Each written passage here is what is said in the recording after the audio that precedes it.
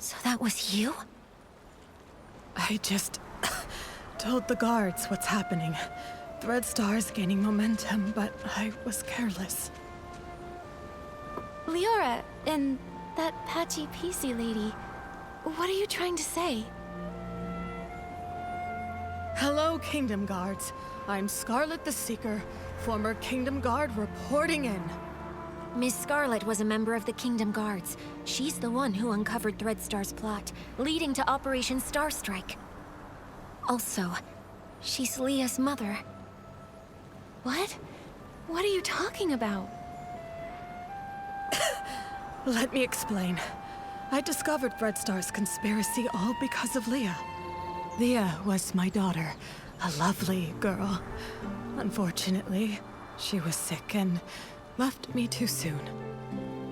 I always kept her little clothes by my bed, pretending she never left. I missed her dearly. Then one day, her clothes disappeared. A tiny PC appeared in their place.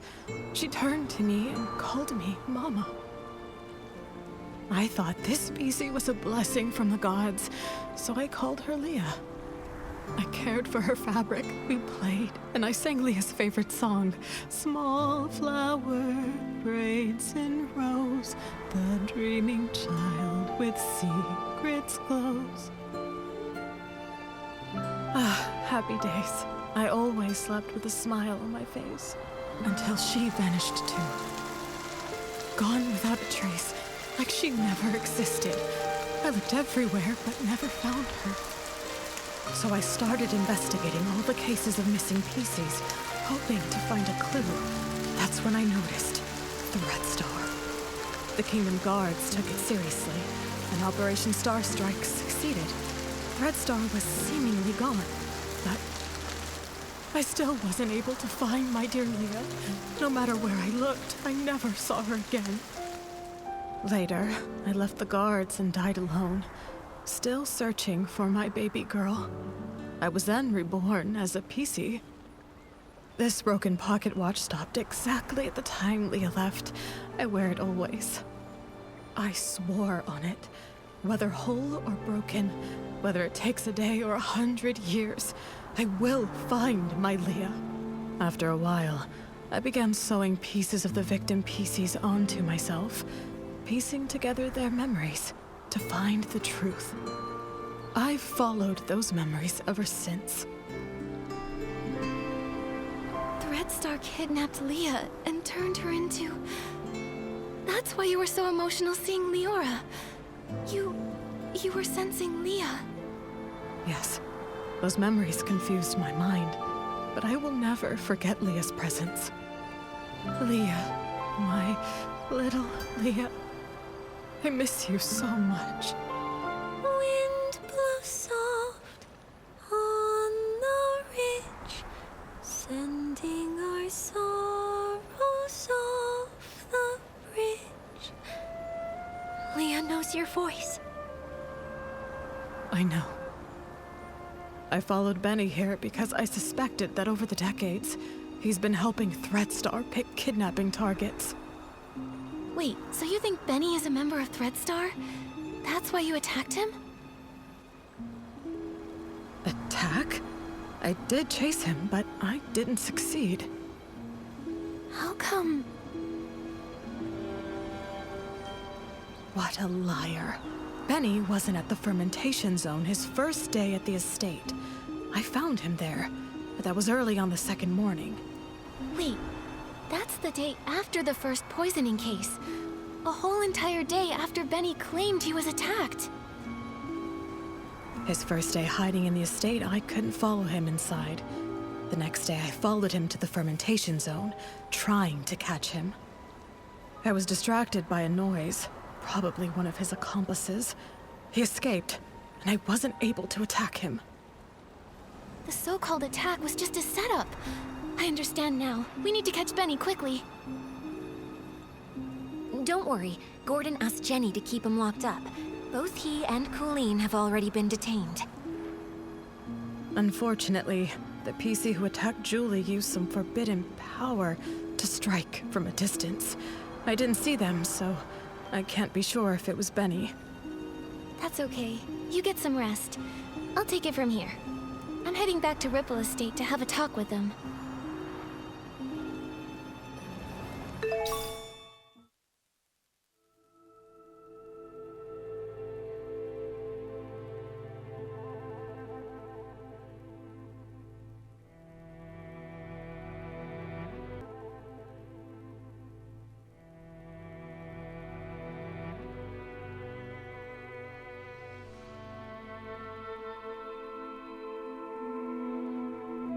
The wind is picking up.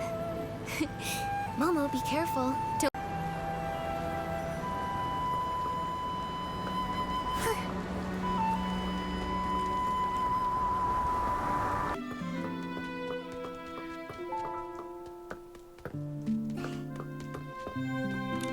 Benny and Colleen are held in 2 nearby knock-knock cells. It also looks like the others found these shredded fabrics on Colleen, but she won't explain why she stole the suitcase. As for Benny, I have yet to see him. I heard he's insisting on his innocence and begging to leave the abandoned district. Suspecting an old friend must feel awful. Leora, if you ever need to talk, I'll be here for you. It's okay, Miss Nikki. After hearing about Miss Scarlet's investigation, I had some doubts about Benny. After all, if it hadn't been for him, I wouldn't have started renting costumes from ThreadStar. Huh? Didn't you start to suspect him when ThreadStar got into trouble? ThreadStar was popular then, and their custom stage costumes were in high demand. Benny was a perfectionist and wanted me to rent a magical costume to boost my influence. It wasn't that strange to me. So just like I never told Juliet about these things, I never told Benny I was investigating ThreadStar either. But I never expected to run into him here, right when we were tracking down ThreadStar's remnants.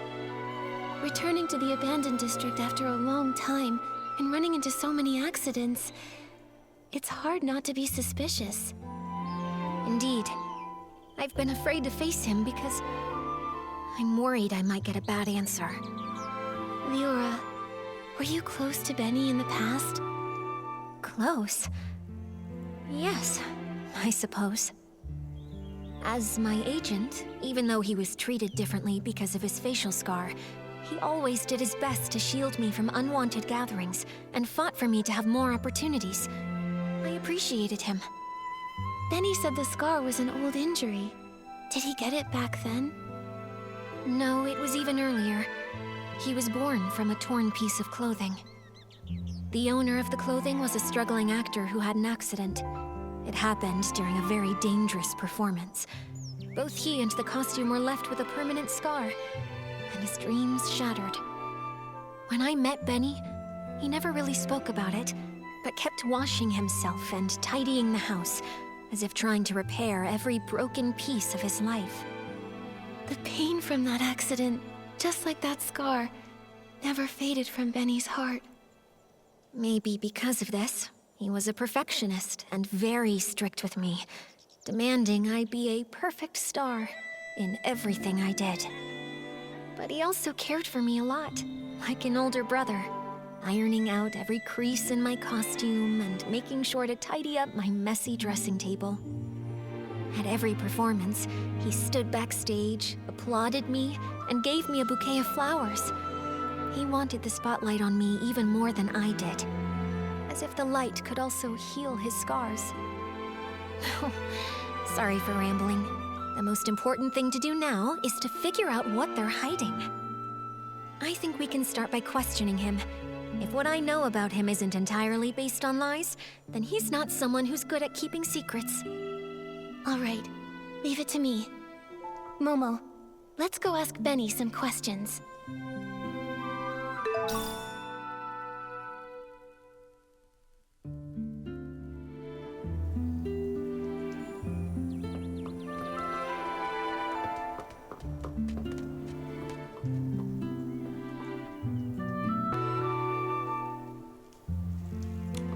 You again?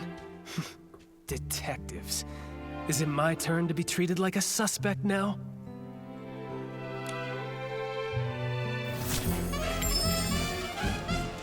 This is just a routine inquiry in the investigation, Benny. If you're truly innocent, I recommend that you cooperate fully and answer my questions seriously. Where were you when we were chasing Colleen in the Ripple wine cellar? Were you her accomplice in stealing the suitcase? If you have nothing to hide, why were you in such a hurry to pack and escape? I had no idea you were chasing Colleen. How would I even know where I was at the time? As for stealing the suitcase, wasn't that after I was knocked out? I was hit by that jittery, patchy PC as soon as I arrived. How could I have had time to steal anything? Nikki, based on our earlier reasoning, Benny didn't have time to commit the crime. But now, maybe that's not true anymore. As for stealing the suitcase, wasn't that after I was knocked out? I was hit by that jittery, patchy PC as soon as I arrived. How could I have had time to steal anything? Why are you showing me this? Sure, I'm not successful in my career, but I don't take on just anything that comes along. Let me out of here! As for stealing the suitcase, wasn't that after I was knocked out? I was hit by that Benny, I'm afraid that what you don't know is that we've already spoken with that patchy PC you mentioned. What? That's impossible. That thing can't even form a complete sentence. How could you possibly... Miss Scarlet has finally regained her senses. She's not some evil PC like you tried to frame her as. In fact, it's the opposite. You're the suspect, and that's why she's been chasing you all along. According to her testimony, your alibi doesn't hold up. In truth, all that evidence was a lie you and Colleen came up with, wasn't it? If I deduced correctly, your arrival time in the abandoned district is accurate. Wendy can confirm that much, so you couldn't have faked it. But everything after that? Completely fabricated. The day you arrived, you went straight to the Ripple estate to meet up with Colleen and set your plan to steal the suitcase. Colleen poisoned the detergent, and you stole the suitcase. She poisoned herself so she wouldn't be a suspect for the suitcase theft. Exactly. After stealing it, you left the estate and met with Colleen in the fermentation zone. She always said she had a habit of doing her research at night. But once you left the estate grounds, Miss Scarlet spotted you again. Thanks to Colleen's help, you managed to escape. After that, the two of you chose to stage a fake attack scene to frame Miss Scarlet. That way, everyone at the estate would be on guard against her. She couldn't keep following you in the estate, and you had your unconscious all-day alibi. Now I get it. Even though Colleen and Pommy found you together the day before, the only one who claimed to have seen you unconscious there was Colleen herself. In reality, you never went to the fermentation zone that first day. Colleen brought Pommy to find you on purpose, making her testimony seem credible. That's quite a clever conclusion.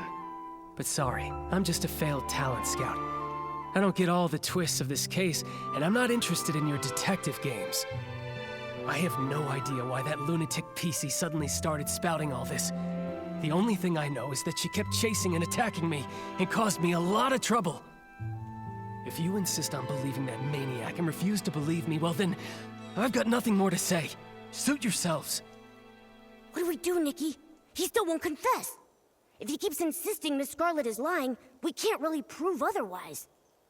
I would rather believe Ms. Scarlet's testimony, but with both sides telling a different story, we can't use this as evidence to convince Benny.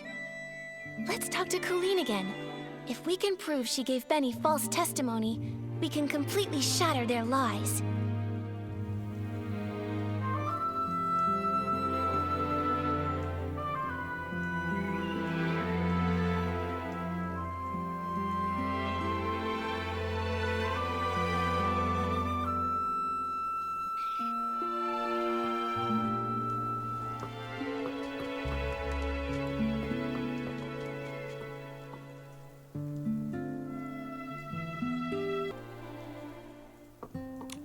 So, now you've sent a human and this little yellow furball.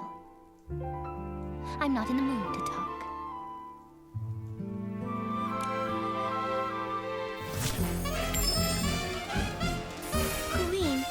Trying to talk won't help. Since you had the guts to steal Madame Julie's suitcase, you should have been prepared for the truth to eventually reveal itself.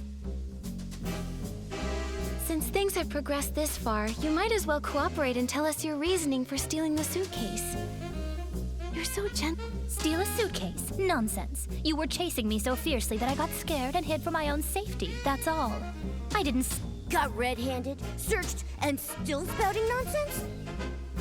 steal a suitcase? Nonsense. You were chasing me so fiercely that I got scared and hid for my own safety. Those scraps were found in your possession. Still going to deny it? Just some cloth scraps. I use them to test detergents. What? Is there a rule against bringing your own scraps to Ripple Estate? If they were really just scraps for testing detergent, why did you keep carrying them while running away? Even when you were cornered, you still wouldn't let them go.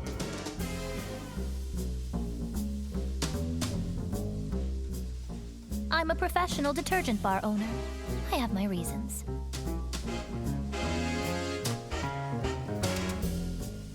Besides, you suddenly chased me. I didn't have time to think about what I was carrying.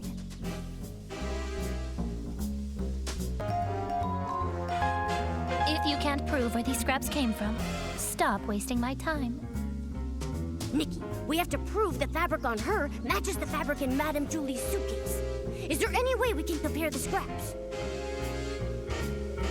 If you can't prove where these scraps came from, stop wasting my time. Colleen, does this piece look familiar? We found it near Madame Julie's suitcase at Golden Fields, the one you didn't manage to take. If we compare this piece with the scraps we found on you, it will prove they're the same fabric. Or do you need to see a lab report before you'll admit it? I actually left a piece behind. Looks like you just admitted to being the suitcase thief. Now, one more question. Benny was your accomplice, wasn't he? His so-called coma was just your cover. He was never attacked at all, was he? And what does it matter if I am the suitcase thief? Give it up. I'll never tell you anything else.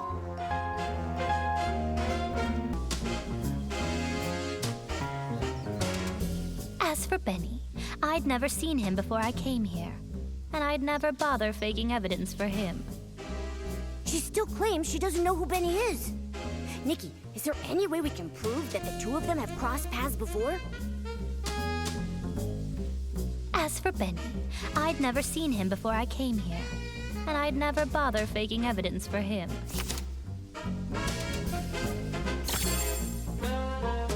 Benny's notes say he often visits the Nightshade Lounge, the very one you own, Colleen. He even pays monthly tabs. A hands-on bar owner that goes as far as to personally test detergents, and even carries around test fabric scraps just in case. And yet you claim to never have met someone who's obviously a regular customer of theirs. What a liar. That fool. Of all the things, how could he drop this page? Stupid. Utterly stupid. It's over, Colleen. No denying it now. You and Benny were a team, poisoning the Dawn's First Light detergent just to steal that suitcase. Why? What is this golden vision? Why kidnap so many PCs? Why target Madame Julie? Don't you think enough PCs died already? Colleen, it's not too late. Tell us the truth, and we can stop more PCs from being lost. Fine, I do know Benny. But just like you said, it's nothing more than a bar owner and a regular. I'd never risk faking evidence for a customer. And even if he came fairly often, I never liked that man. What a pretentious fool. What do we do, Nikki? This is the most stubborn PC I've ever seen. She's still not telling us anything. If she refuses to talk, we have no way to keep investigating. Momo, we need to find a flaw in her collaboration with Benny. Maybe we can start from here.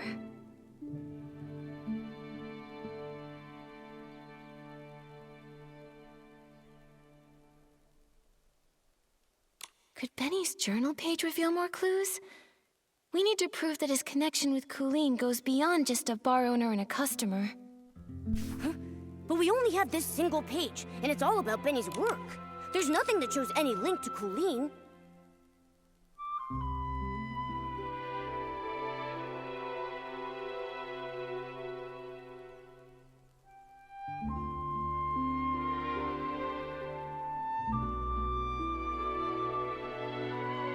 Back then, we thought Benny's notes were on the potential talent he was scouting. Now it looks like the targets he researched were probably kidnapping victims. Come on, we can't let them get away. Think carefully. How are we going to prove that the story about being attacked and discovered was actually a planned false testimony?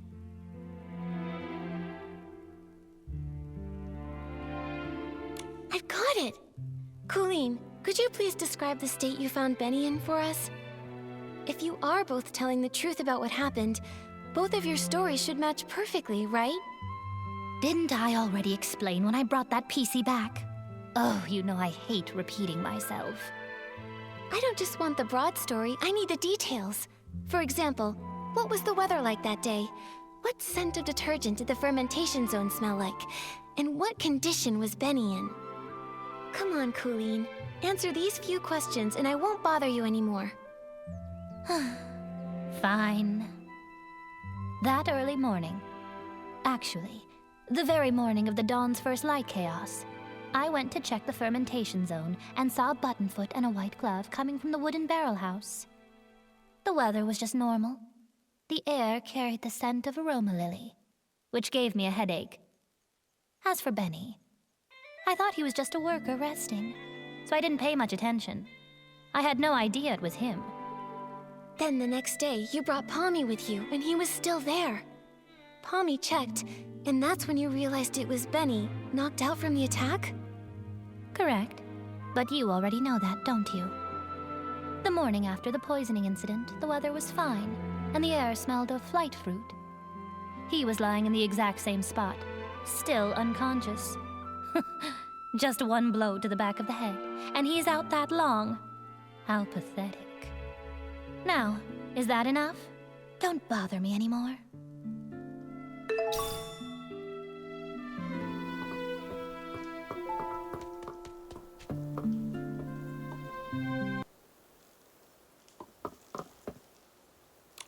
Come on, is this ever going to end? I want to go home, you hear me? Home!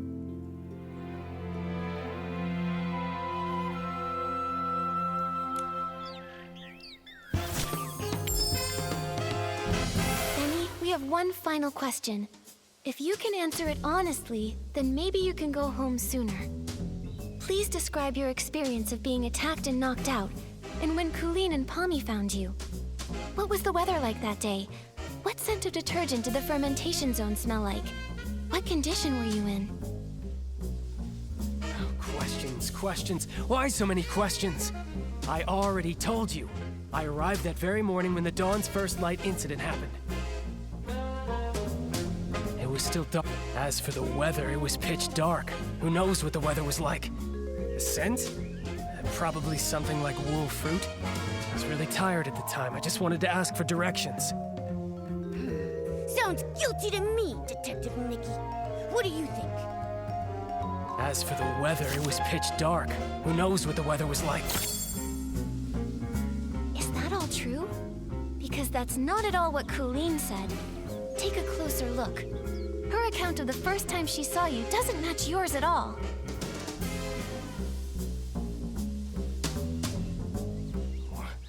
What? It should match. I was just lying there unconscious and... You noticed too, right? She said the fermentation zone smelled of aroma lily, but you said wool fruit. If I didn't know any better, I'd say one of you wasn't there. I just got it wrong. It was a mistake. Benny, don't you think it's a bit too late to change your story and say the scent was aroma lily? Aroma lily's smell is so distinct. No one would believe your side of the story now. The fermentation zone always starts releasing the scent of that day's ingredients after 3 a.m.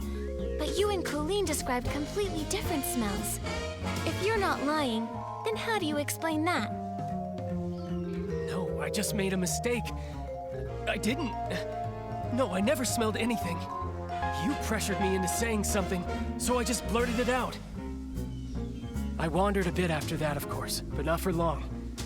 Then I saw that crazy PC's pocket watch. It read 2:30. And he's still trying to frame Miss Scarlet. Nikki, we need to figure something out. His story's gotta have holes. I wandered a bit after that, of course, but not for long. Then I saw that crazy You made a huge mistake, Benny. You keep trying to frame Ms. Scarlet, but you don't know her story, or the spirit and the sheer willpower behind her pursuit. That pocket watch was broken from the start. It's forever stuck at 11:18, the time Miss Scarlet lost her daughter. Broken? Always broken? Lost her daughter. No, I don't understand.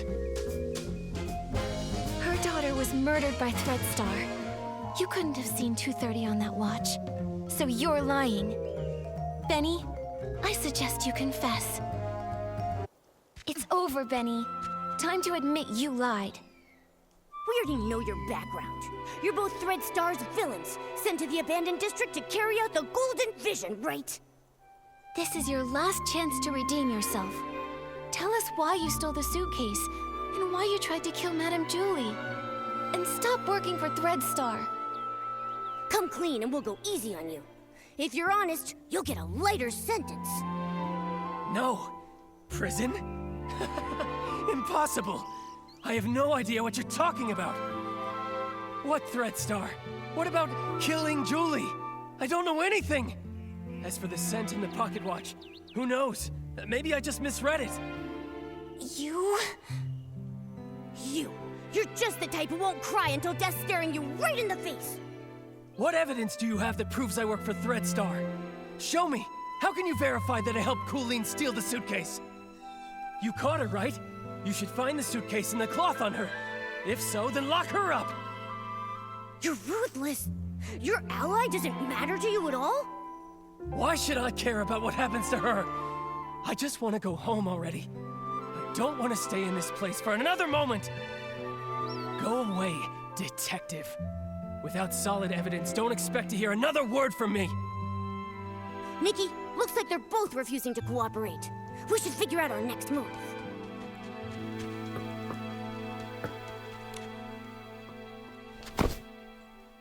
Phew. These two are hard to deal with. They're starting to crack, but they still won't confess. Don't lose hope, Momo. At least we know they're partners now. Benny's so-called attack probably aligns with my theory. It's just a story they made up.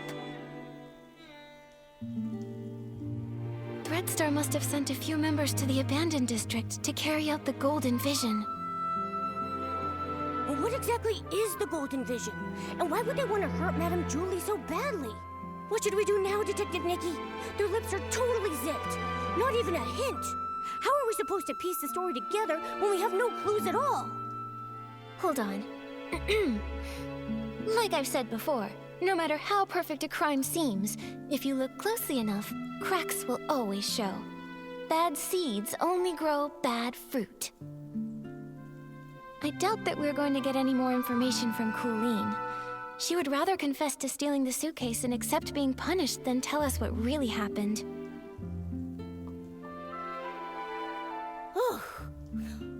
Colleen is a pretty tough cookie, you know that? I mean, even if I pulled out my razor-sharp claws, I don't think she would be fazed in the slightest. She's just that tough. But there might still be a chance with Benny. He's desperately denying it, and he insists there isn't any evidence. But if we find solid proof, we might crack him. Unfortunately, the assassination attempt on Madame Julie has no witnesses, and it's hard to find clues from the Esslings. That route probably won't work. Should we start with the missing suitcase case? Yeah. If we can prove that Benny stole the suitcase during all of the detergent poisoning chaos, he won't be able to deny it. And if we can prove Benny's a member of Threadstar, identifying his motive, he probably won't have much of an argument.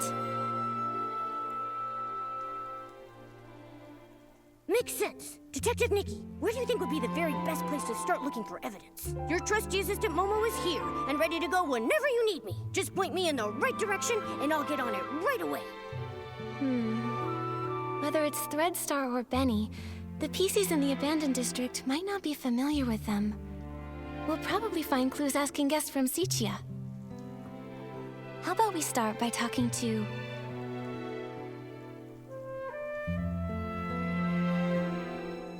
Mr. Leon. He was right there when the suitcase was stolen. We only discovered Gordon's false testimony thanks to his statement. Maybe he can tell us more details about the theft. All right, let's get going. With Nikki on the case, we've got this.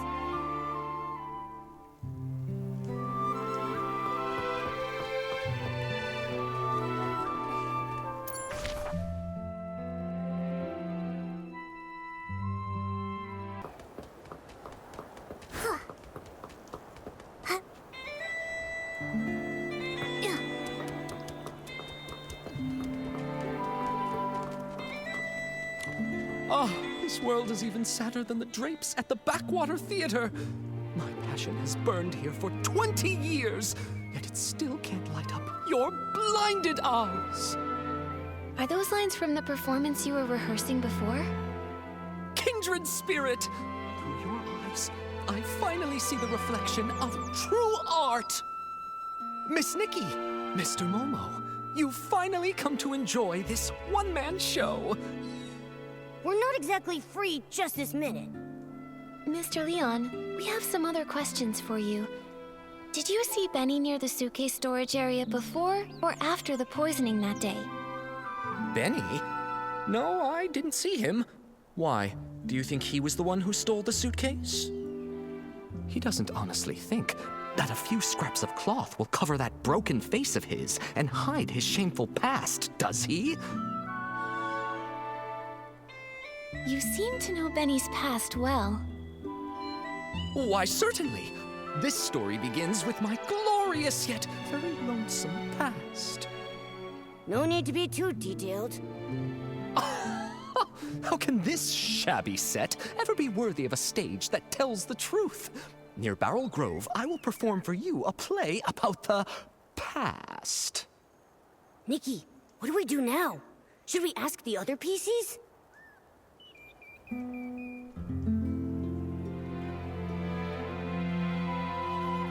Tommy has been digging into Madame Julie's past and knows a lot about that era. Maybe he knows more about Benny. Great, then let's find Tommy first.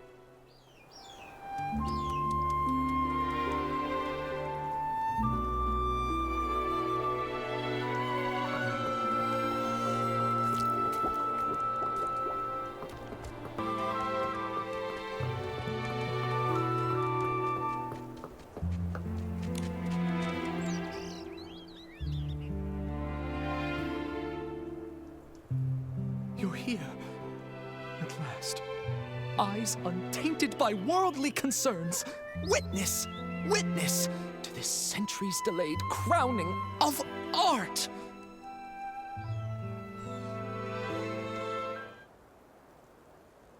A boy more fragile than an unfinished script. When he arrived in Sichia, his dreams were even bigger than the city. Even though he had already become a piece of living art, that era of foolishness trailed behind his shadow. On snowy nights, his monologues put the basement's hairband slugs to sleep. The applause that should have followed, lost along their way. Until one day, a kind gentleman gave him a gift powerful enough to shake the world, whispering, "Wear it, wear it." He knew everything has a price. Nightmares, pain, reminding him of their existence.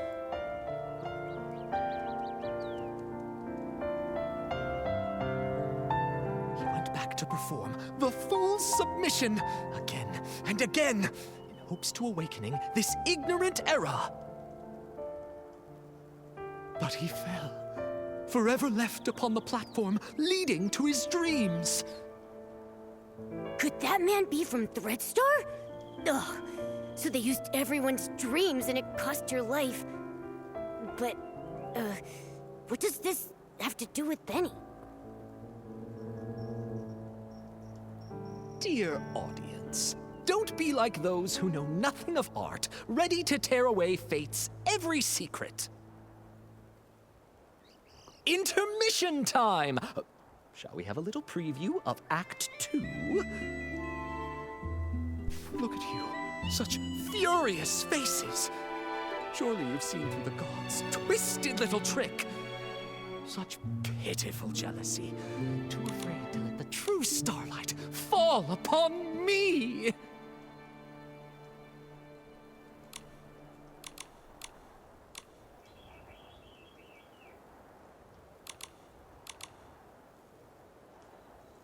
Sending that evil messenger, Benny, with fake generosity and kindness, politely selling costumes to me, all secretly marked with the price of downfall. I mean, Benny was Cersei's only agent. I never suspected that he could possibly be one of the culprits behind selling all those stage costumes. This is truly shocking. And now it's clear. He really is connected to Threadstar. This is exactly the evidence we're looking for. Mr. Leon, thank you for your help. I never expected that you too were hurt by Threadstar, and never got to perform your solo show. It's fine, it's fine. Every step on stage I make now is rehearsal, all in preparation for the full submission. Just wait and see. The boy who fell on the platform will be back, carrying all the scripts rejected to expose this fake world. Nikki, can we finally take down Benny now? Let's expose Threadstar's whole scheme and reveal the truth behind everything they've been hiding. This suggests a link between Benny and Threadstar, but we'll still need solid proof that he's the one who stole the suitcase if we want to expose his secrets. But no one suspected Benny when we investigated the suitcase theft case before. Where do you think we should start digging from here? Miss Nikki, there were plenty of audience members obediently seated under the stage that day. Why not go ask them? You mean... Oh, right! We questioned Squeaky and Belford, but we got caught up with running around. We haven't even interviewed Leora yet. Maybe she'll link Benny to stealing the suitcase. Then what are we waiting for? Come on, let's find Leora and ask her.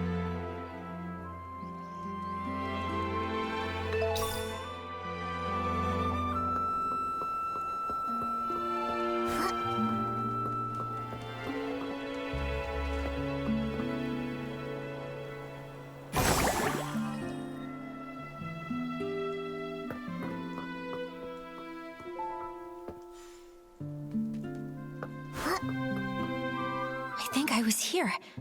And then...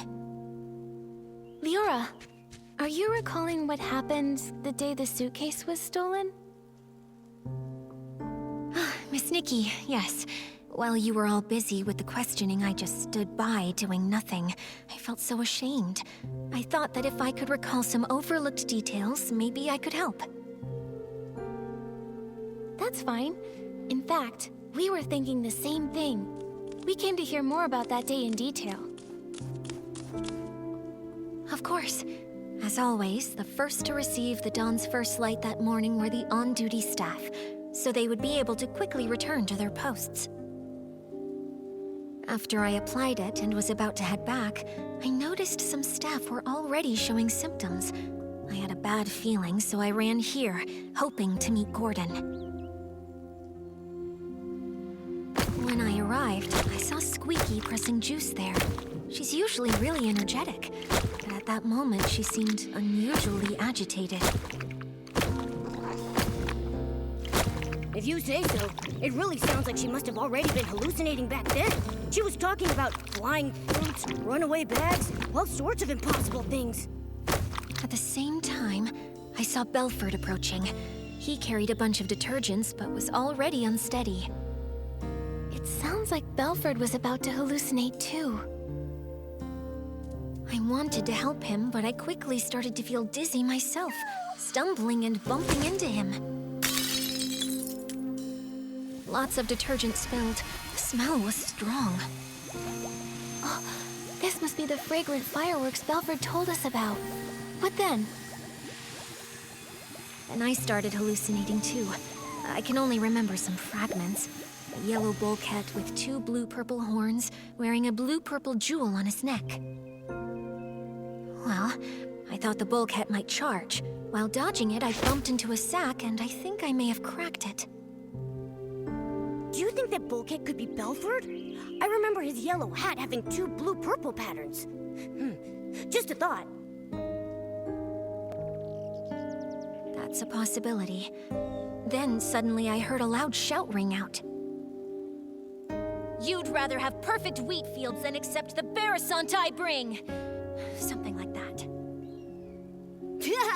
That has to be Mr. Leon. I think your version of this line is better than his original. That was him. I was startled then. I saw the bulkhead run away, felt danger was coming, and left quickly. It looks to me like both you and Squeaky were scared off by Mr. Leon's shout. When I came to my senses, I was at a remote water spot, soaked through, and there was no one nearby. So that's what happened. We met the other witnesses Leora mentioned to us, but I can't shake the feeling that something is off. There should have been one more PC there, the thief. They couldn't have disappeared without a trace. But what exactly feels wrong? Don't rush things, Miss Nikki. Maybe we can simulate an interrogation. Treat me like a suspect, find any inconsistencies in my story. Maybe the truth is hiding in plain sight. Great idea. We should get started.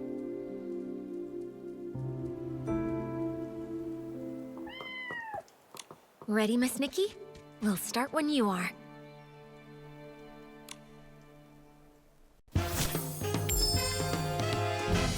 Leora, could you please describe again what happened nearby that day? Especially the part where you saw Squeaky and Belford. Not a problem. When I arrived here, Squeaky seemed already caught up in hallucinations, pressing juice with wild agitation. Belford was on the other side, transporting detergent but already unstable. I tried to help, but felt dizzy and accidentally bumped into him, spilling the detergent. That's what Belford told us earlier. Is there anything that doesn't line up with the scene? Belford was on the other side, transporting detergent but already unstable. I tried... Got it. Leora testified that she bumped into Belford and accidentally spilled detergent all over the place. Since both of the hallucinating PCs left after that happened, there's no way they could have neatly arranged the detergents found in the corner.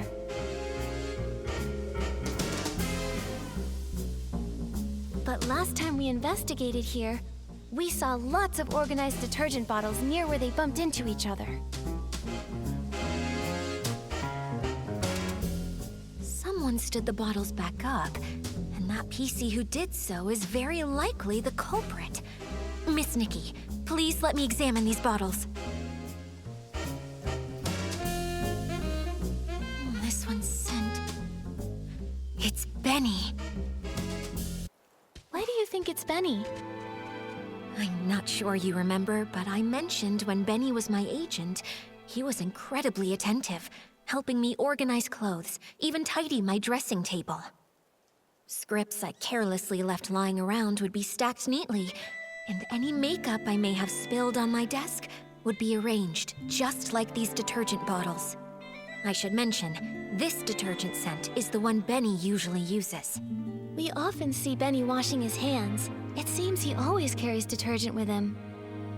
Yeah, although this fragrance he usually uses is quite common and very mild, when placed alongside these other nearly scentless detergent bottles here, you can still figure out the difference between them.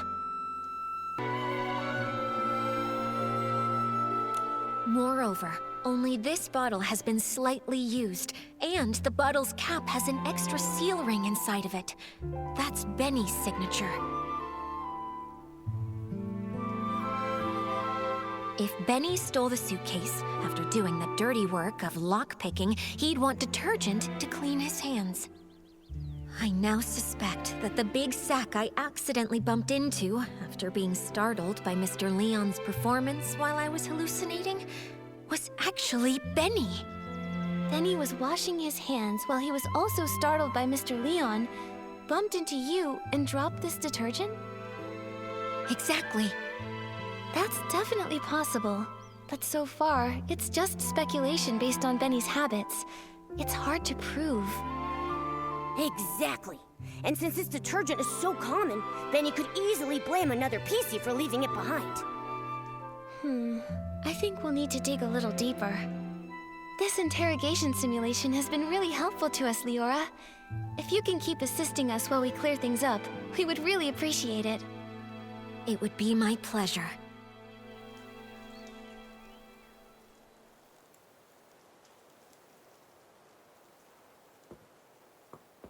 Ready, Miss Nikki? We'll start when you are.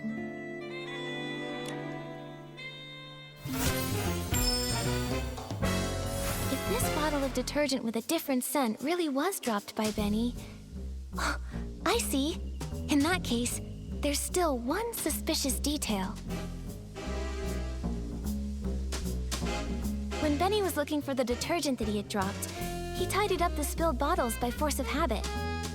But if he had the time and energy to do that, how could he have not taken the detergent he actually dropped? Indeed.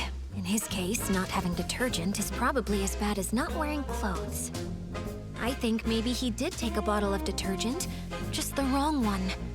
Miss Nikki, what do you think? Nikki, think quickly. All the spilled detergent here has to come from just one source. I think maybe he did take a bottle of detergent, just the wrong one. Miss Nikki, what do you... I remember Belford mentioned that the only detergent he's been transporting recently is the super-duper palmed detergent. It doesn't smell like anything, and matches the characteristics of these detergents. I see. Since the bottles all look alike, and the scent difference is minimal, it doesn't surprise me that he grabbed the wrong detergent in a hurry.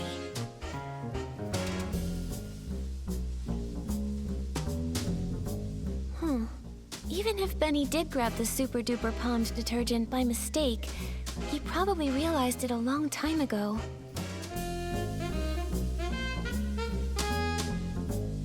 If he's already thrown away that bottle, we can't investigate further.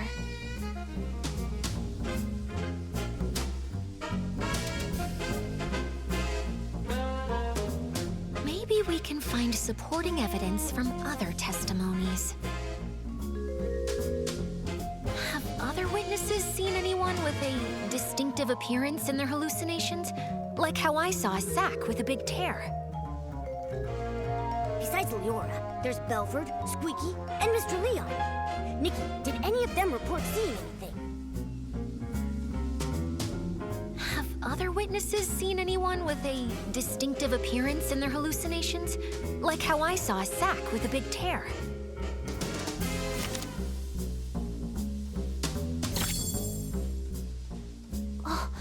Squeaky said she saw a big sack split open after being scared by another noisy sack. Maybe what she actually saw was Benny, who got a big shock from Mr. Leon. definitely possible. Looks like I'm not the only one who saw a hallucination resembling Benny. So the truth has been right in front of us all along. We just didn't see it. Great! Now we have both the detergent he dropped and the descriptions mentioned in everyone's testimony. Nikki, can we go interrogate Benny now? I'm still a bit worried. Will these ambiguous pieces of evidence really make him confess? I also feel something's missing. From what I understand of Benny, the more stressful the situation, the more eloquent he gets. We've seen that behavior before. Even with a mountain of evidence, he just keeps arguing. Hey, could this be a trait of a showbiz manager? You could say that. In the ruthless entertainment world, it was a skill he really took pride in. Given his personality, when faced with this evidence, he'll probably claim he was poisoned and ran to the scene, but he'll firmly deny touching the suitcase. Yeah, I can picture that. Looks like we need solid proof to show he did actually come into contact with Madame Julie's suitcase. Leora, please help me one more time. Just one last interrogation simulation. Ready, Miss Nikki? We'll start when you are.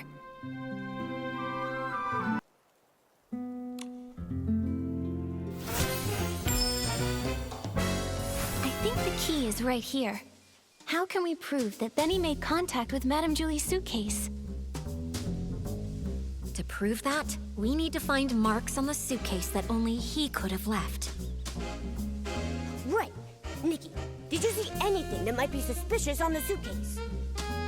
To prove that, we need to find marks on the suitcase. Madame Julie's suitcase is covered in dirt and scuff marks. If Madame Julie saw it, she'd be upset for sure. But she carefully picked the fabric for this suitcase. It shouldn't be this fragile. Dirt or wear and tear. These might be the crucial clues to cracking the case.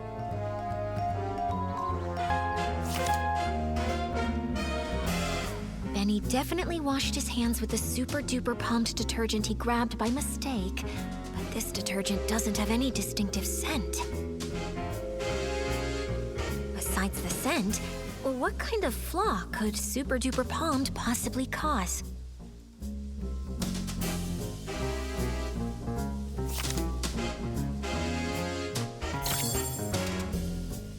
Alan once told us that Super Duper Palmed can amplify the effects of other types of detergent, so powerful that the estate won't even sell it to any outsiders.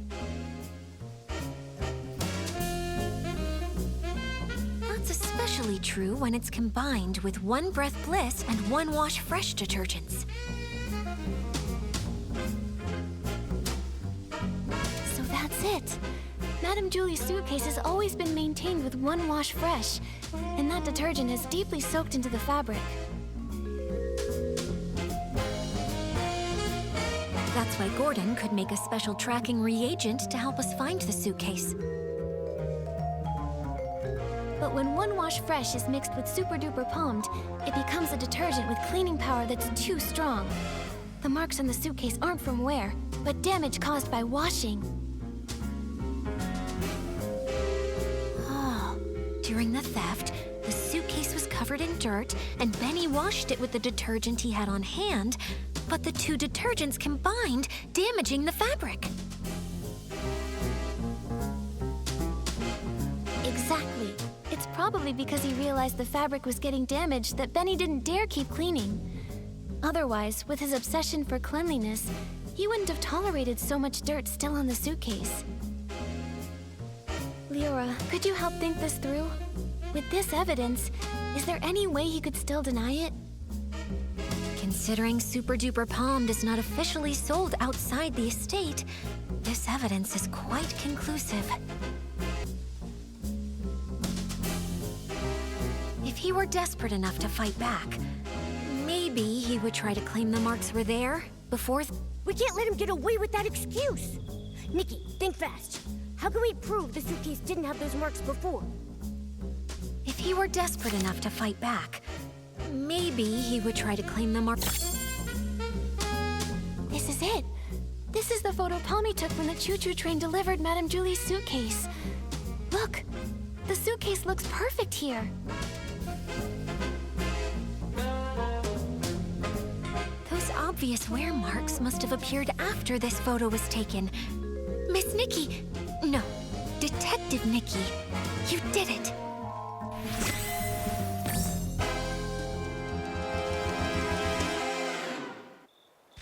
So this is what really happened that day. While everyone was hallucinating, Benny snuck onto the scene.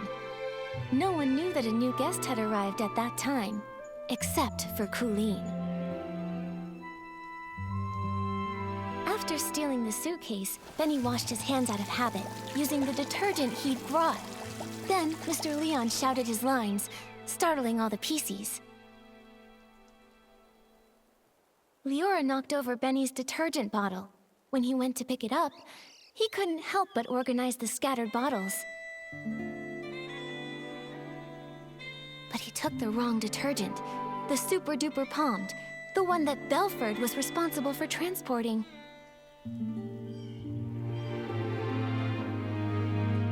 Benny left with the wrong detergent and the suitcase. The estate was chaotic during those few days, so no one saw the detergent bottles lined up in the corner. Later, because the suitcase was so dirty, he tried cleaning it, but didn't expect the reaction between Super Duper Palmed and One Wash Fresh already soaked into the fabric would wear the material down. Bad seeds only grow bad fruit. Eventually, he left behind a flaw. Why did he choose this path? He cares deeply about his wounds, yet he joined ThreadStar, tearing apart his own kind. Leora, we still don't know how deeply Benny's involved. Let's talk to him first, before we make a call. Yeah. Although he definitely helped steal the suitcase, we haven't found any other clear sign of wrongdoing. The ledger isn't his, and the Golden Vision notes aren't with him either. He already served a century in prison and got hit by his own accomplice. Before we jump to conclusions and decide whether he's truly a bad PC or not, we need to gather all the facts, piece everything together, and see the full story for ourselves. Prison? I guess I didn't know everything about him. Actually... It's fine, Mr. Momo. Thanks for helping uncover the truth.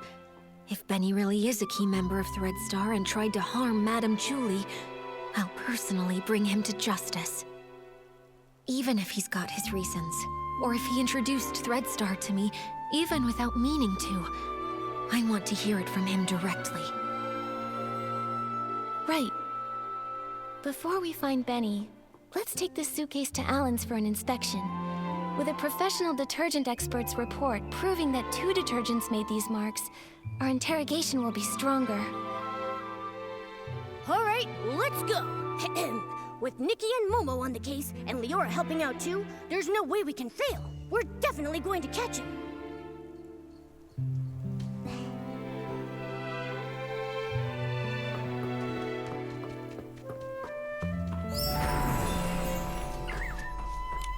Oh, by the Silvergale! Isn't this Madame Julie's suitcase? You found it! But why is it so dirty and damaged? The Sovereign of Sexy should always be elegant, charming, and flawless from their head to their toes. Oh, I can't stand seeing this! Actually, we wanted to ask you about the damage on the suitcase. We're wondering, could it have been caused by detergent? Well, you have certainly come to ask the right person. As a detergent tester myself, I am the most familiar with how to identify different types of detergents. And I am also someone who simply cannot handle when the beauty of this world falls victim to destruction. So, Alan, can you tell what they are? Unbelievable. Which staff member was so careless to make such a basic mistake? Both detergents, One Wash Fresh and Super Duper Palmed, were detected on the suitcase. Their combination created the special Super Clean Palmed formula, which is too strong and damaged the fabric. just like we guessed. Do PCs that come in contact with the special super clean palmed formula leave marks on their own fabric? Definitely. That is why this special formula was only sold internally. The Ripple estate doesn't even keep a single bottle of it in stock. Who made this mistake? Bring them here, and I'll test them thoroughly. I'm sure I can detect the residue of the special formula. That's great. Sorry, Alan, we're a bit pressed for time right now, but we'll fill you in on what happened later. With your help, we'll finally breathe easy. Momo, let's find Benny. You can't deny anything this time.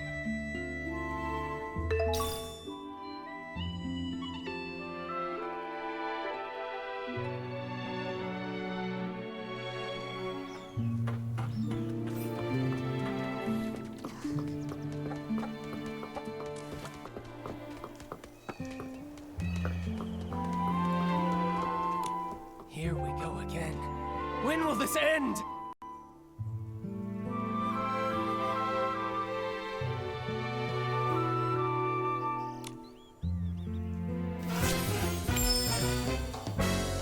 Benny, we've brought solid evidence this time. There's nowhere left to run. Tell us everything about Threadstar's plot.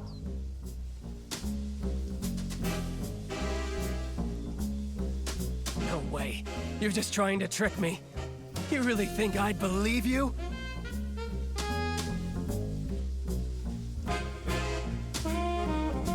How many times do I have to repeat myself? I've got nothing to do with Threadstar.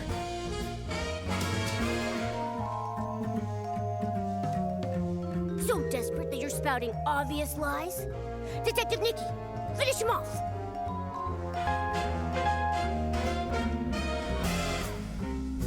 How many times do I have to repeat myself? I've got nothing to do with A minor offender involved in coercive sales and forced rentals, sentenced to 100 years in prison with compulsory labor.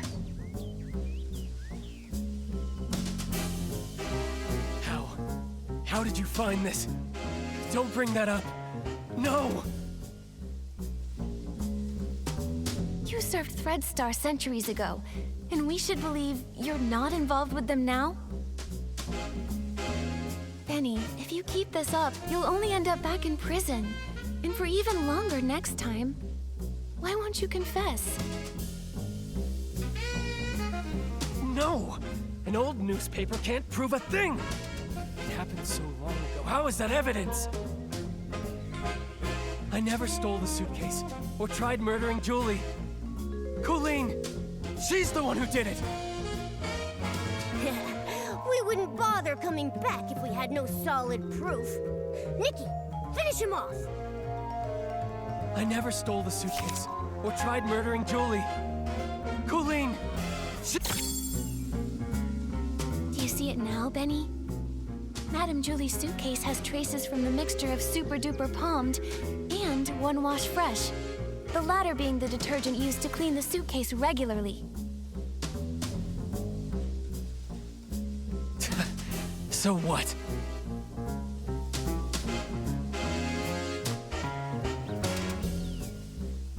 Where did that Super Duper Palmed come from?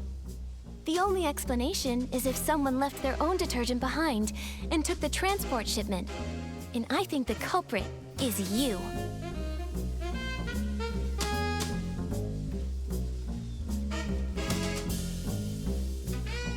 No!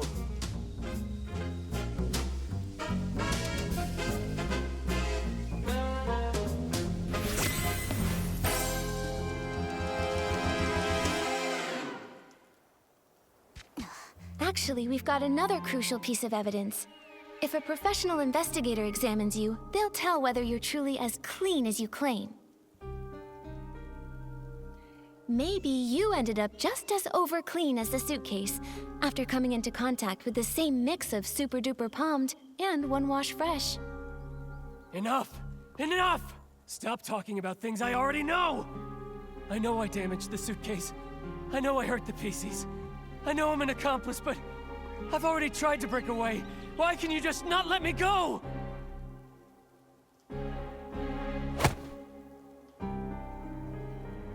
You've gone to prison for a century and still don't get it?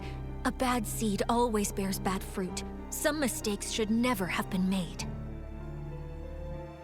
You don't know anything! What if that bad seed was just me being born? What if his dream was to be a perfect star, but an accident ruined his face?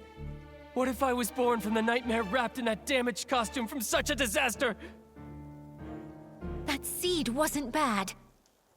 Even with that scar, you're still an excellent talent scout, helping a country girl step onto the stage. And your insistence on prop safety spared her from the same fate. How? How did you know? Cersei? Yes. I've always wanted to ask her something. If I had not insisted on the original schedule that day, would she never have fallen? She was doomed to die. She was investigating Threadstar's costumes and was targeted. How come? No, I should have known. I rented those costumes. I just didn't dare to think about it. I always... After I got out, I was a ragged scrap with a 100-year sentence, shunned by everyone. Only Threadstar gave me a chance to keep creating perfect stars. So I told myself it was okay, that I was just a fringe PC on the sidelines. I stole the suitcase, but I didn't want to think about what was inside it. I kidnapped the PCs, but I didn't want to see what happened to them afterward. A crime is still a crime. No matter how you tried to dodge it before, this time you still bared your claws at Madame Julie and tried to kill her. I didn't. I'm not qualified to do such an important mission. Coolin assigned my tasks. She didn't even tell me Julie was still alive. Julie was still alive. Leora, do you remember that when we were investigating in the Ripple wine cellar, Coolin said that too? She did. She seemed unaware that Julie faked her death. The attack on Madame Julie. Could the real mastermind still be hiding in the abandoned district? We need to ask Coolin again. She won't cooperate. She joined Threadstar to find her missing twin brother. That's the only thing she truly cares about. Missing?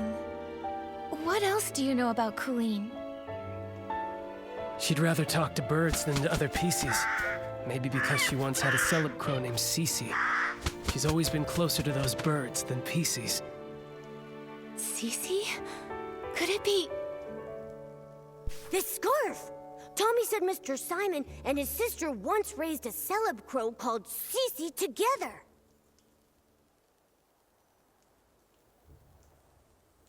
But Simon is already... Leora, would you be able to visit Tommy and borrow Mr. Simon's relics? I think we have a lot to discuss with Coolin now. Okay, I'll be right back. You'd better help her see things clearly. She doesn't need to live the way I did. There's just one more thing, Benny. The regret from back then shaped who I am today. A patched-up me, someone with courage and patience, no longer afraid to face the truth. All the wounds, regrets, mistakes, everything is fixable. I hope you can forgive your own scars.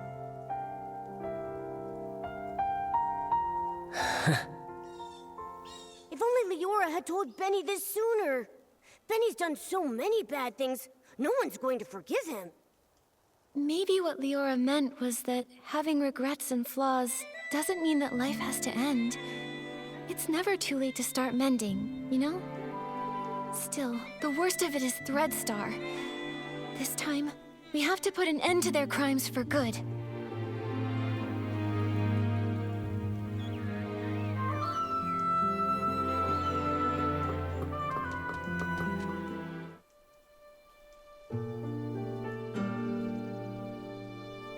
This again? Ask away. You're wasting your time. That's where you're wrong. We've discovered something we'd like to show you.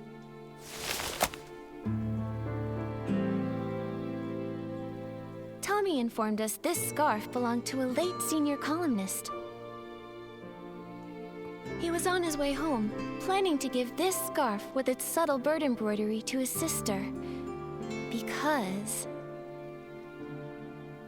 they once raised a celeb crow named Cece. Where is he? What do you mean by late senior columnist? I'm sorry, Colleen. What Tommy encountered was a PC that had been born from that person's clothing. His name is Simon. We were able to locate his whereabouts within your ledger.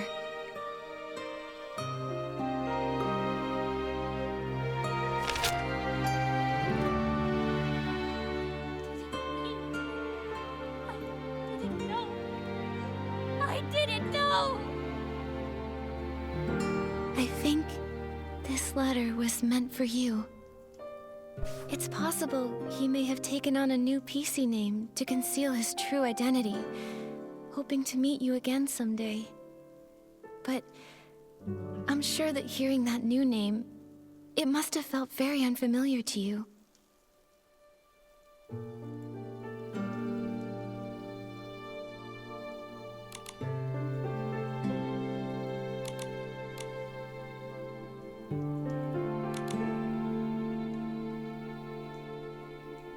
I've been waiting for him to come home.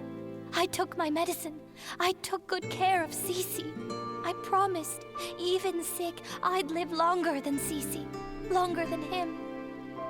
I wrote the newspaper letter to every address listed in our book. Later, I went knocking door to door.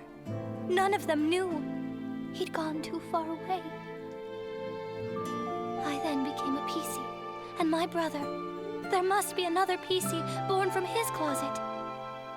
I waited and waited for such a long time. I kept all of his clothes safe. But why, brother, why did you leave me all alone?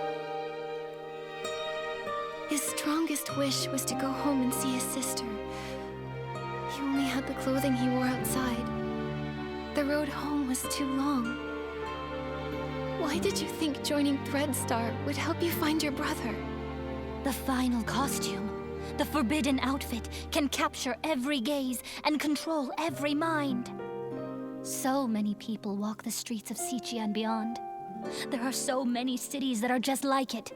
I won't be able to find my brother in all of that. Unless the outfit's finished. Whoever wears it only needs to stand on the stage and ask one question for me. That's all. The forbidden outfit. So that's Threadstar's ultimate goal? That's absolutely crazy! You knew full well that it was an evil power. Beyond all that, you were fully aware that the PCs you ordered to be kidnapped had loved ones who would be devastated, their hearts broken because of your actions. You know that pain better than anyone. To hurt others for your own desires, that's incredibly selfish.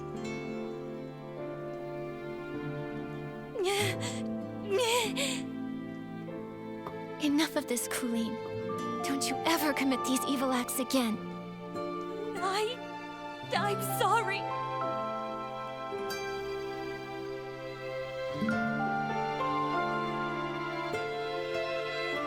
I want you to be honest, and tell us who your accomplice is. If it's not Benny, then I'm really not sure. I can't seem to figure out if Julie's really dead, or what the fabric I took was even about. The orders have always come from someone behind the scenes, Threadstar's founder. The forbidden outfit is almost complete. Julie is a natural star, and the Golden Vision is aimed at using her as the final material. So, you're telling us there's a hidden boss giving you orders? We've been tracking the culprit all along, yet they somehow saw through Madame Julie's fake death and responded right away. They couldn't have reacted so fast without being at the scene. This matches the plan between Madame Julie and Leora. Right here, in the Abandoned District, lies the true mastermind behind all of Threadstar's evil plans. The problem is, we still can't figure out who they are. No matter how many accomplices they have, we'll catch them all! Right. Madame Julie got hurt, so she's probably still resting now. When it's daytime, we should talk to Madame Julie.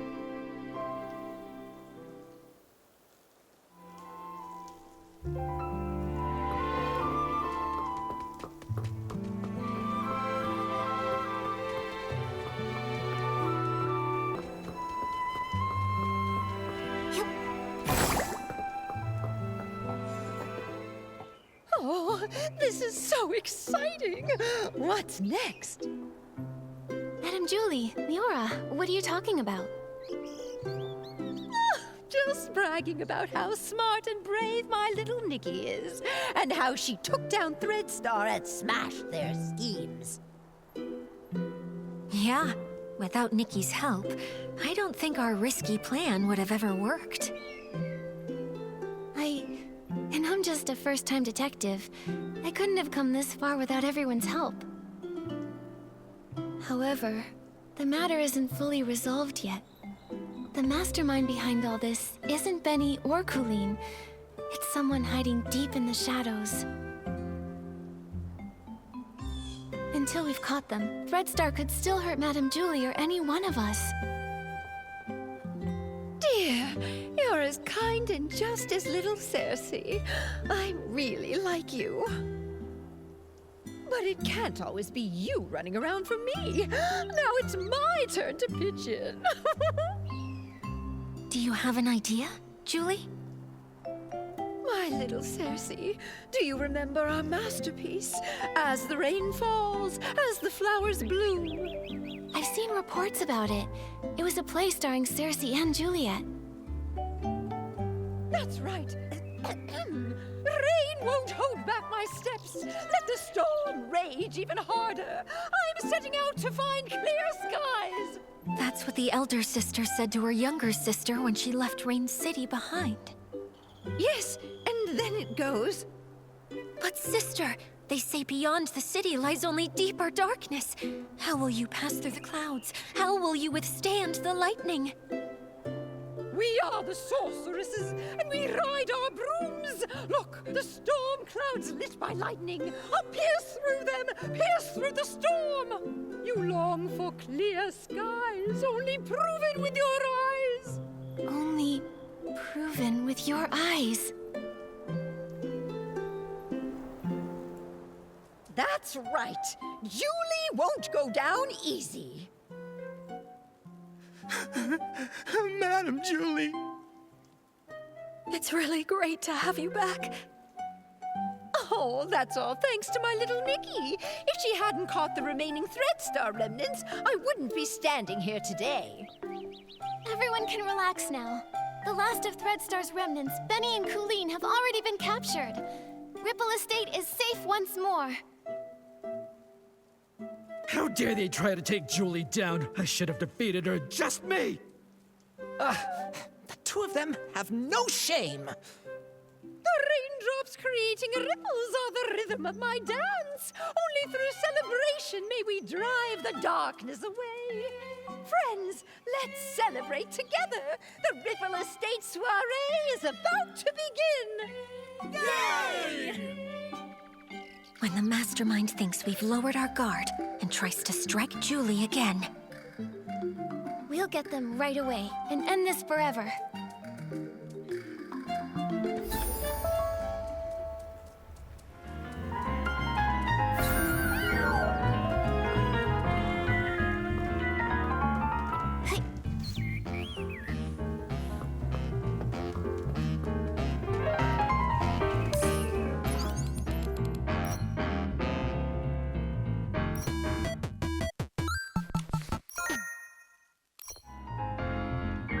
Wow, it's so lively here. Oh, just one breath, and I'm swept away by the aroma of the Vin des Ripples. We can't let the villains ruin this celebration. Nikki, let's go talk with Leora about the final plan, or talk to some PCs to gather intel. Please take good care of yourself, too. Leah, she'd be worried about you. Don't worry. Hi, everyone. Miss Scarlet, how's your recovery going? I'll be okay. Injuries happen all the time. When I was with the Kingdom Guards, I had more stitches on me than I could even count. But that still won't keep me down. But you're not fully healed yet. Are you sure you want to join the mission? My only wish is to catch the culprit, even if it means using every last bit of my strength to do so. Threadstar is cunning. I know that better than anyone. You'll be more likely to catch them having me around. Tell me the details. how are you planning to use Julie as bait to trap the culprit? Okay, at the opening of the Ripple Estate soiree, Madame Julie and I will team up for a styling duel and perform the first dance. I've already passed the co-performer auditions, and I've earned the Sovereign of Sexy medal. Everyone in the abandoned district already knows about this, so it won't raise any suspicions among any of the PCs there. During the performance, Madame Julie will purposely let me win, but just enough to keep it believable. Then she'll pretend to be upset and say she's going back to the village to change into a new outfit, so that we can have a rematch. Great plan. Since you said the last remnants of Threadstar are wiped out, and Julie's making a public appearance, Threadstar should assume we've lowered our guard. Right. When the soiree is over, any outsiders lingering in the abandoned district will be a lot more conspicuous and won't go unnoticed. When Madame Julie returns alone to the village during the party, it'd be the culprit's last chance to strike. They'll have to try. Leora and I will be hiding nearby, ready to protect Madame Julie and catch the culprit. Understood. I'll find a good ambush spot nearby, too. Phew, the show's about to start. Nikki, are you feeling nervous? Of course. Madame Julie's volunteered to be the bait.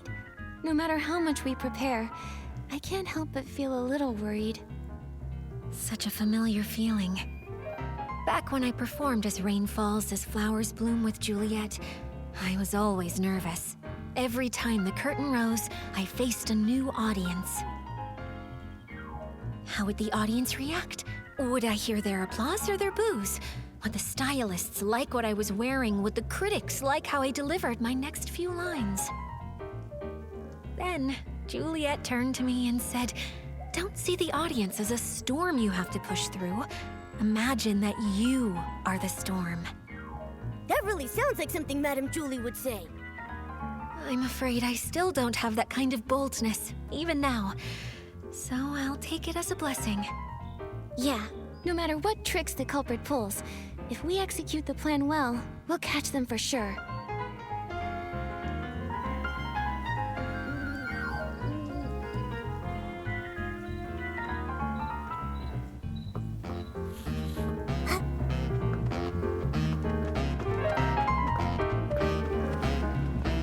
Dear little Nikki, my dance partner, are you ready? Let's unleash our passion together and light up this sexy night.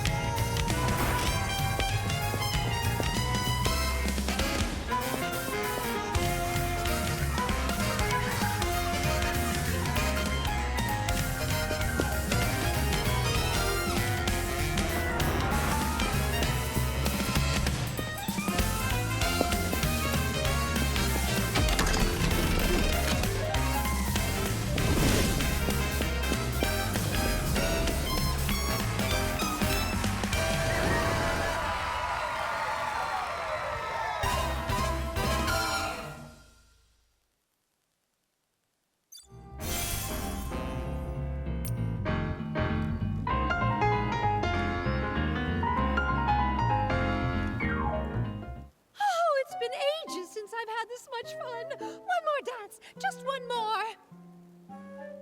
Madame Julie, I've already beaten you once in front of everyone. I don't want to look like I'm disrespecting the Ripple Estate. Oh, what nonsense. Do you think I, Julie, am afraid to lose? Don't underestimate the sovereign of sexy. I've still got an ace up my sleeve. Gordon made me an outfit that's full of whim. Once I pick it up from the village, I'll unleash my final move, the raindrop dance, and then we'll have another round. Oh, I've never seen Madame Julie this eager to win. Have you ever seen Madame Julie lose? This is her first time facing as strong an opponent as Miss Nikki. One round's not enough. Exactly. Come on, let's grab some more detergents. There'll be more exciting performances later. Well, then I'll wait for Madame Julie to return from the village for another dance. Nikki, should we start getting ready? Right, let's head to Prosperville now.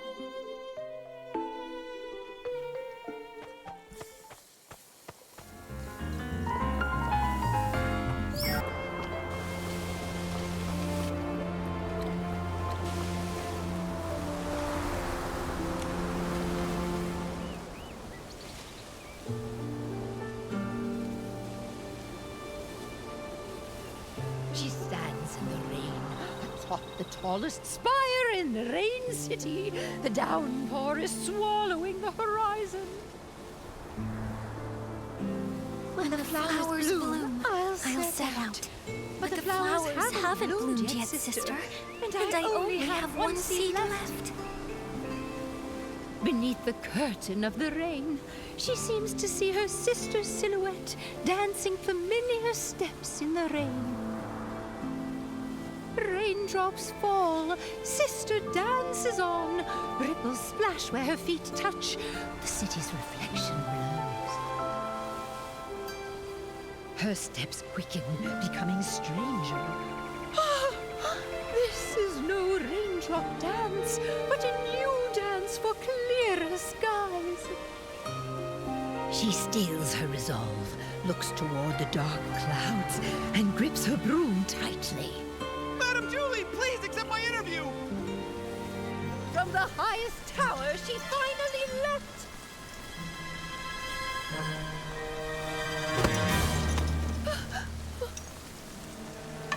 What a nuisance. Catch him!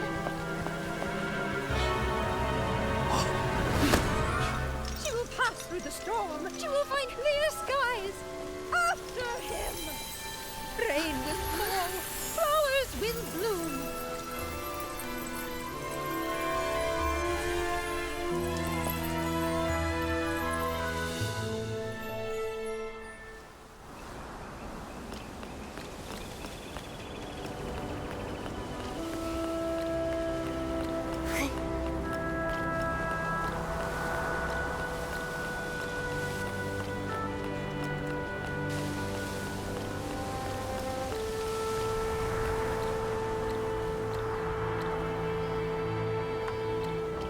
Watch out, Nikki! Leon can summon S-Link! Full of anger. Perfect play. That's right. And the founder of Breadstorm. Of course, this is just the most boring cameo I've ever played.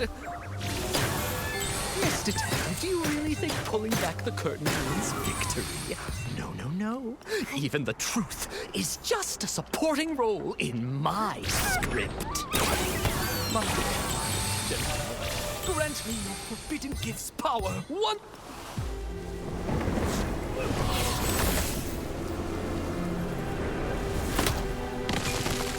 Miss Scarlet!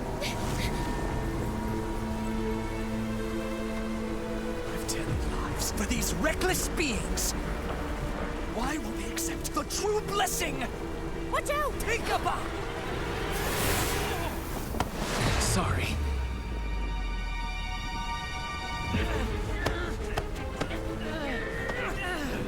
No, it can't be! Do not look down on me!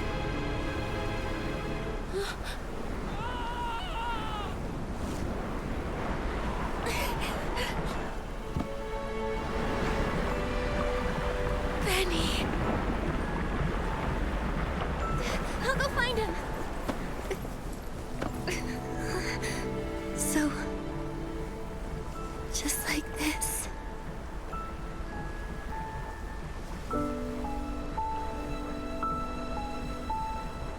Small flower braids in rows, the dreaming child with secrets glows. Wind blows soft on the ridge, Nikki. sending our sorrows off the bridge. Birds leave their nest and fly so high. Clouds they will pass quietly by. Sing all day long this ancient song.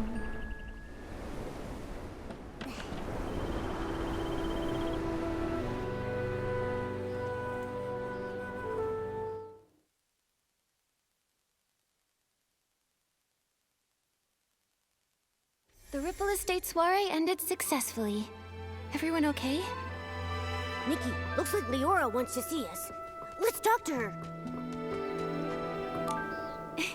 Leora, Miss Nikki, it's so good to see both you and Mr. Momo looking so lively. thanks to Madame Julie setting up the barrel home, Momo and I both got a good rest. Oh yeah, dancing for 3 days straight at the Ripple Estate soiree really wore me out. Thanks to you, everyone is celebrating to their heart's content. Madame Julie is exhausted and resting at home, not to mention the Forgottens who joined for the first time. Miss Scarlet insisted on guarding Colleen herself. She wouldn't even put a single drop of detergent on just in case. Hey, I don't think I've seen Tommy around either. Strange that he didn't join the fun. Tommy is busy investigating Mr. Leon, saying he wants to write an in-depth report. Maybe in a few days, you'll receive his first draft. I heard they found where Yarny is, too. Luckily, he hasn't been harmed. Miss Scarlet contacted the Kingdom Guards, and they'll bring him back soon. Miss Nikki, I actually stopped by to say goodbye to you. Wait, you're leaving already? Yes, now that Threadstar's conspiracy has been thwarted, and my wish to become a PC has been fulfilled, I've got no reason to stay in the abandoned district. How have you been these past few days? I'll be okay, Miss Nikki. I will remember Benny. I think he would want me to remember him in that way, as a friend who sacrificed himself for others. Not exactly good, but not completely bad either. Maybe I'll write to him. Who knows? It might help, writing letters from different corners of the continent, telling him that even an imperfect being can still find other ways to live.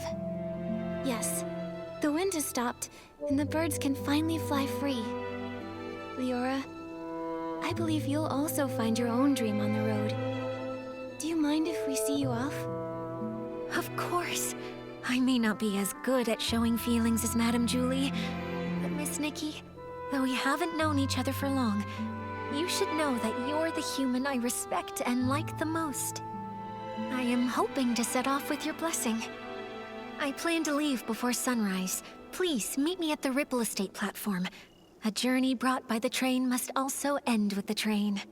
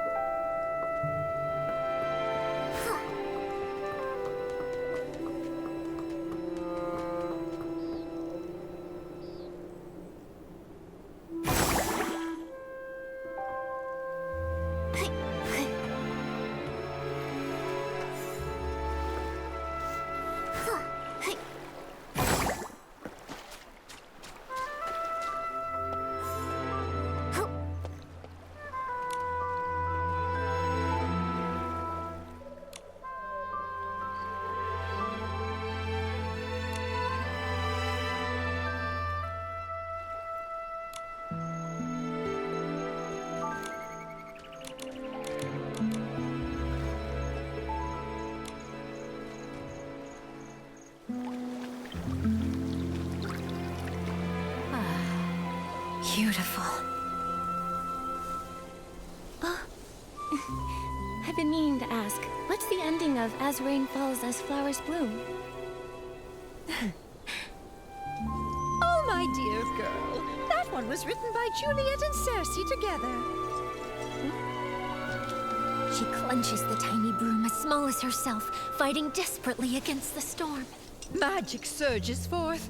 Beneath the pouring rain, the final seed explodes, bursting in a fierce bloom. The wind paves her way. The petals guide her. As she breaks through the clouds, silence overtakes all. The sunrise casts its light upon the earth. There she sees the first clear sky. Excellent story. Leah would have loved it. Look, the train is here.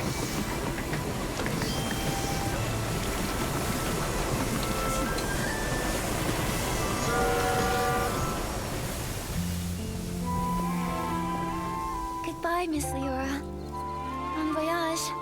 Travel safely. Right, Nikki and I will both miss you. You too. I'll miss you both so much. Oh, little Leora, at times like this, you know I always have too much to say. But I don't want to hold you up. I'll skip the fuss and simply wish you never-ending joy and freedom that knows no bounds. Thank you, Julie. Take care of yourself. Miss Scarlet, you know if you change your mind, I can leave it with you. Don't worry about me, kiddo. Take it with you. Take Leah to see the faraway places. This world is beautiful, isn't it? Let's go. Time to leave. Goodbye.